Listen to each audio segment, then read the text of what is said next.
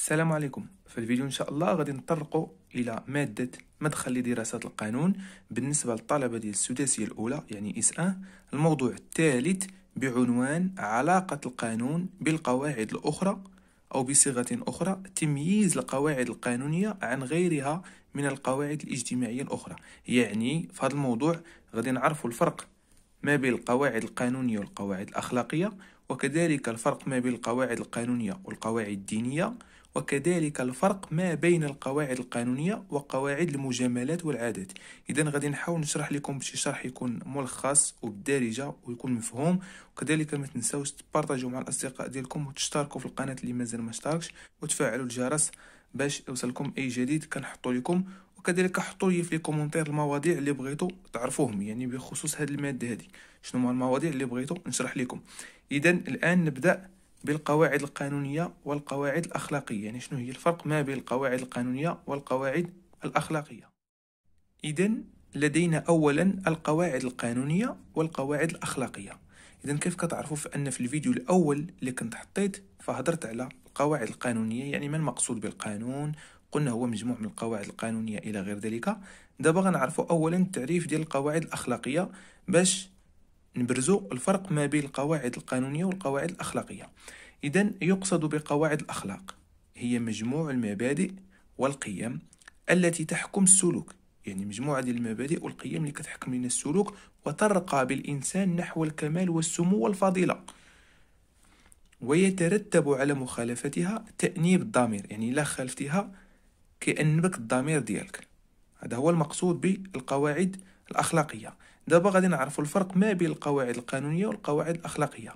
هذا الفرق هذا غادي نعرفوه من خلال أوجه الاختلاف، يعني فين كيختلفوا وفين كيتشابهوا.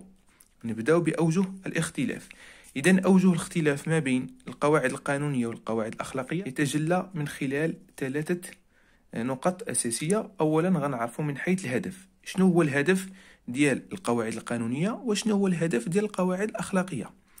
فالقواعد الأخلاقية تهدف إلى الارتقاء بالفرد في ذاته، وبالتالي الوصول بالفرد إلى درجة الكمال. يعني الهدف ديال القواعد الأخلاقية هو الارتقاء بالفرد في ذاته والوصول بالفرد إلى درجة الكمال. أما الهدف ديال قواعد القانون فهو حفظ النظام العام داخل المجتمع، يعني تحقيق الاستقرار والأمن. يعني الهدف ديال القانون هو تحقيق الاستقرار والأمن، يعني الاستقرار تعيش بخير ما يأذيك حتى واحد وتعيش مرتاح، والأمن كذلك يعني يكون عندنا واحد الأمن في المجتمع ديالنا، يعني ما يكون لا جرائم لا والو وتعيش بخير. هذا هو الهدف ديال القانون. كذلك الاختلاف ما بين القواعد القانونية والقواعد الأخلاقية نجدها كذلك من حيث الجزاء. يعني شنو هو الجزاء ديال القواعد القانونية وشنو هو الجزاء ديال القواعد الأخلاقية في حال خالفها شي واحد. يعني في حال خالف شي واحد هذه القواعد شنو هو الجزاء؟ فالجزاء في قواعد الأخلاق فهو معنوي يتجلى في تأنيب الضمير ورد فعل المجتمع. يعني الجزاء في القواعد الأخلاقية فهو معنوي، يعني ماشي مادي ملموس، وإنما معنوي يتجلى في تأنيب الضمير. يعني انت بلي كدير واحد الفعل كيخالف هذه القواعد الأخلاقية فكيأنبك الضمير ديالك. مثلا نعطيو شي مثال. مثلا كنتي في الحافلة وجات واحد المرأة حاملة وقالت لك عافاك ولدي واش ممكن تخليني نجلس، راني حاملة وما نقدرش نبقى واقفة. هذا كمثال فقط، وانت هنايا قلتي لي لا. فهنايا كاع دوك الناس اللي حداك غيشوفوك بواحد الصورة في شكل. ثانيا انت بلي غتقدر تنزل غيأنبك الضمير ديالك، غتقول اكون هي خليتها تجلس وصراحة هي حاملة، ما سلوك ما والو هذا اللي درت، يعني صراحة كنعيا نخليها تجلس، يعني كأنبك الضمير ديالك. هذا فقط كمثال وصافي. أما الجزاء في القاعدة القانونية، يعني في القانون الجزاء فهو جزاء مادي ملموس توقعه السلطة العامة. إذن كيف كتلاحظوا بأن الجزاء راه كنت طرقت ليه في الفيديو الثاني اللي كنت حطيت. يعني الجزاء كيف قلنا فكيختلفوا الجزاءات، هناك جزاءات جنائية مدنية كذلك إدارية إلى غير ذلك. فمثلا الجزاء بحال مثلا الحبس، غتدخل الحبس ولا تخلص الغرامة إلى غير ذلك، فهو جزاء مادي، يعني شي حاجة اللي ملموسة. كذلك كتختلف القواعد القانونية على القواعد ديال الأخلاق من حيث النطاق، يعني التطبيق ديالها من حيث النطاق.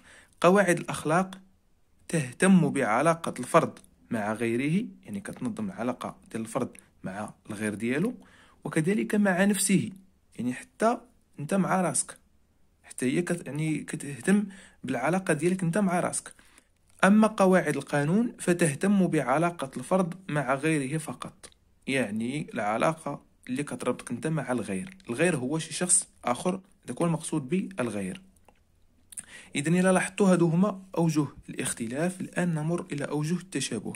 إذن فأوجه التشابه ما بين القواعد القانونية والقواعد ديال الأخلاق يتجسد أساسا في التصرفات التي يقوم بها الإنسان والتي لها علاقة مباشرة مع الغير. يعني كيتشابهوا في ديك التصرفات اللي كيقوم بها الإنسان واللي كتكون عندها علاقة مباشرة مع الغير، يعني مع شي شخص آخر. نعطيو مثال بحال القواعد التي تحرم الاعتداء على الغير، سواء انصب على الجسم بحال مثلا الضرب، القتل إلى غير ذلك، أو المال، السرقة إلى غير ذلك، أو لا العرض. يعني في هذه الحالة راه القواعد ديال الأخلاق حتى هي كتهتم بهذا المجال، وكذلك القواعد ديال القانون، لأنهم بجوج كيتشاركوا في هذه النقطة هذه.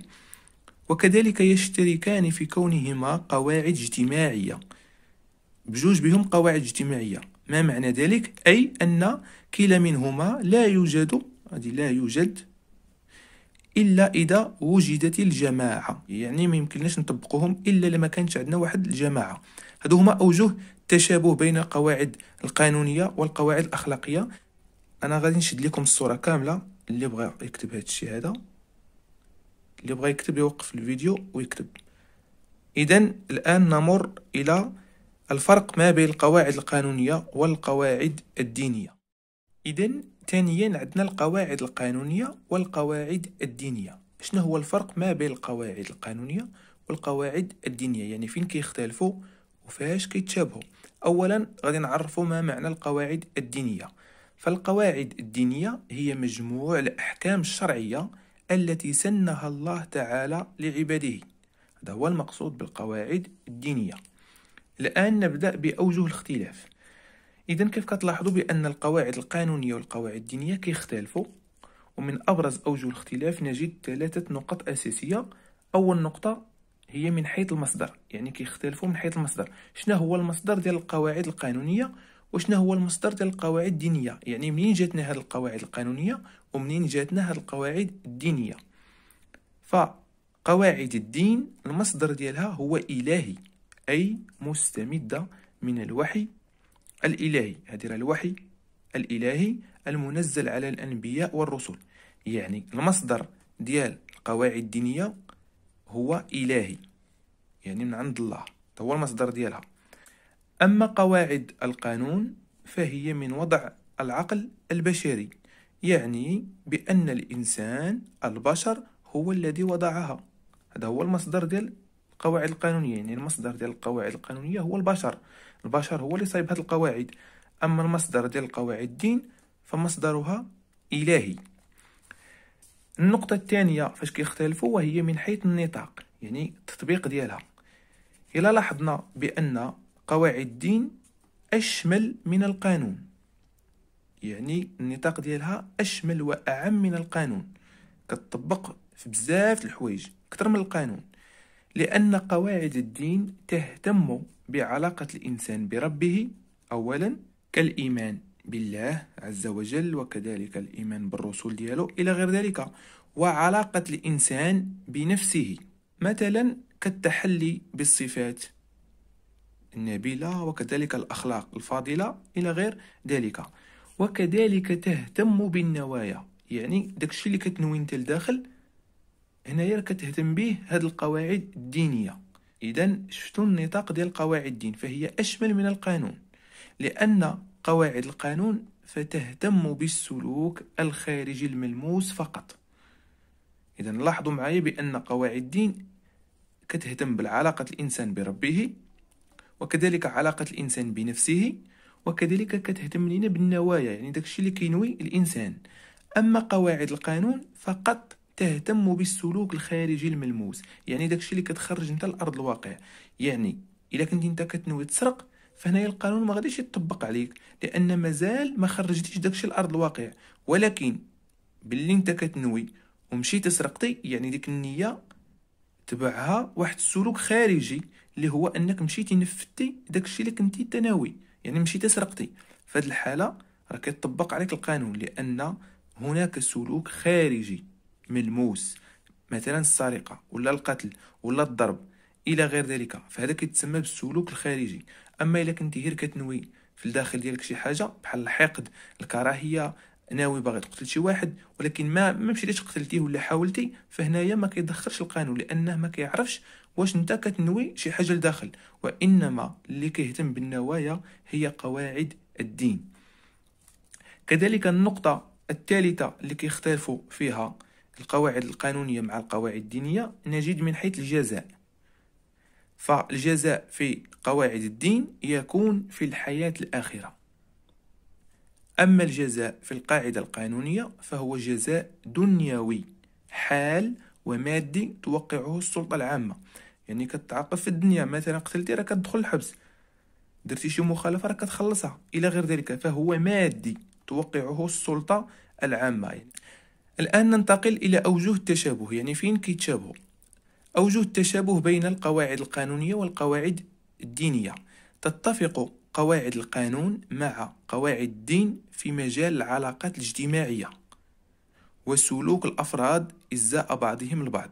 يعني قواعد الدين كتشابه مع قواعد القانون في العلاقات الاجتماعية، مثلا بحال داكشي ديال الأسرة، فبجوج بهم كينظموا داكشي ديال الأسرة، وكذلك سلوك الأفراد إزاء بعضهم البعض، كالقواعد التي تحرم الاعتداء على الغير أو الإضرار به، مثلا بحال القتل، السرقة، الضرب إلى غير ذلك، فهما بجوج بهم كاينين في الدين وكذلك كاين حتى في القانون. يعني محرم عليك أنك تقتل شي واحد إلى غير ذلك، وكذلك حتى في القانون إلا قتلت شي واحد راك تعاقب. وكذلك نجد العلاقات المتعلقة بالمعاملات المالية، يعني حتى هي منظمة في الدين وفي القانون، بحال عقد البيع، الشراء إلى غير ذلك، يعني المعاملات المالية. إذن هذا هو الفرق ما بين القواعد القانونية والقواعد الدينية. أنا غادي نشد لكم الصورة كاملة، اللي بغى ينقل إذن يدير بوز وينقل، وديك الساعة يكمل الفيديو. الآن نمر إلى الفرق ما بين القواعد القانونية وقواعد العادات والمجاملات. إذن الفرق ما بين القواعد القانونية وقواعد المجاملات والعادات. إذن أولا نعرف ما معنى قواعد العادات والمجاملات. فقواعد العادات والمجاملات هي تلك المبادئ والتقاليد التي يراعيها الناس في علاقتهم اليومية. بحال التعزية عند فقدان عزيز، يعني كما تنقولوا حنا العزاء، كذلك التهنئة سواء في المناسبات بحال الزواج ولا في شي حفلة، شي نجاح إلى غير ذلك، وكذلك مثلا بحال المواساة في دوك الكوارث إلى غير ذلك. هادو هما المقصود بقواعد المجاملات والعادات، يعني داكشي اللي كيبقاو يتبعوهم الناس. الآن غادي نعرفوا الأوجه الاختلاف ما بين قواعد القانون وكذلك قواعد المجاملات والعادات. فأوجه الاختلاف ما بين هاد الصنفين يتجلى أولا من حيث الغرض وكذلك من حيث الجزاء. إذن نبدأ من حيث الغرض أو لا الهدف. يعني شنو هو الهدف ديال القواعد القانونية وكذلك الهدف ديال العادات والمجاملات. فقواعد العادات والمجاملات أهدافها تبقى أضعف أثرا في الحياة الاجتماعية مقارنة مع أهداف القانون، يعني ما عندهاش أهداف كبيرة، فهي كتبقى هنايا أضعف مقارنة مع الأهداف اللي كيسعى إلى تحقيقها القانون. فقواعد العادات والمجاملات تسعى إلى تقويم وتهذيب سلوك الأفراد، يعني الهدف ديالها هو تقويم وتهذيب سلوك الأفراد في المجتمع بشكل ذاتي، وبالتالي لا تحتاج إلى إجبار مادي لتحقيق غرضها. يعني باش تحقق لنا هذا الهدف ما غاديش تحتاج لإجبار مادي باش تحقق لنا هذا الغرض. أما قواعد القانون فتسعى إلى تحقيق الأمن والاستقرار في المجتمع، يعني الهدف ديال القانون ولا الغرض ديالو فهو تحقيق الأمن والاستقرار في المجتمع. أما النقطة الثانية اللي كيختلف فيها القانون مع قواعد المجاملات والعادات هي الجزاء. فالجزاء في قواعد القانون فهو جزاء مادي يوقع جبرا على من يخالفها، يعني على من يخالف القواعد القانونية ولا يخالف القانون بصفة عامة. يعني الجزاء في القانون فهو مادي، يعني شي حاجة ملموسة يتم توقيعه جبرا، يعني بزز كيطبق على اللي كيخالف هذا القانون. أما في قواعد العادات والمجاملات فالجزاء يقتصر على مجرد استنكار المجتمع واستهجانه. هذا هو الجزاء اللي كاين في القواعد ديال العادات والمجاملات، يعني فقط يقتصر على مجرد استنكار المجتمع واستهجانه، يعني كياخذوا لك واحد الفكرة في شكل.